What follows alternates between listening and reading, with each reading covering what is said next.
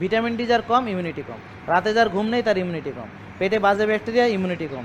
Insulin বেশি, immunity কম। Sugar বেশি, immunity কম। প্রদাহ বেশি, ইমিউনিটি কম। চর্বি বেশি, ইমিউনিটি কম। তার মানে ইমিউনিটি ভালো রাখা মানে হলো আপনার, আপনি নিজে ভালো না থাকলে আপনার ডিফেন্স ভালো থাকবে, এটা আশা করা যায় না। বুঝতে পারছেন? আপনার রোগ প্রতিরোধ ক্ষমতা, যে দেশের কোনো অর্থনৈতিক শক্তি নেই, যে দেশের কাছে অস্ত্র কেনার টাকা নেই, তার আর্মি ভালো থাকবে এটা আশা করার কোনো কারণই নেই। ও আর্মিরে যে বেতন দিবে সেই টাকাও নেই, অস্ত্র কিনবে সেই টাকাও নেই, এখন শক্তিশালী সেনাবাহিনী থাকবে এটা ভাবার কোনোই কারণ নেই।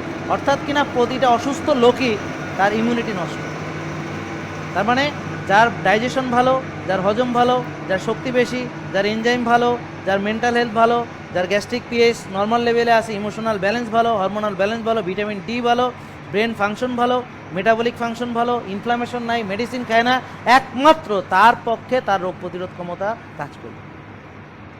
তার মানে সোজা কথা হলো, আপনার যদি এই সবগুলো বিষয় ভালো রাখেন, যে আপনি মেডিসিন খান না, প্রদাহ ভালো আছে, আপনার মেটাবলিক ফাংশন ভালো, অর্থাৎ আপনার ইনসুলিন রেজিস্ট্যান্স নাই, ইনসুলিন ভালো, বুঝতে পারছেন, সিআরপি ভালো, টিজি এইচডিএল রেশিও ভালো, বুঝতে পারছেন, এইচডিএল ভালো, টিজি কম, হ্যাঁ, এবং আপনার নার্ভাস সিস্টেম ভালো, সব ভালো হলেই আপনার ইমিউন সিস্টেম কাজ করবে আর আপনাকে সুস্থ করবে আপনার ইমিউন সিস্টেম।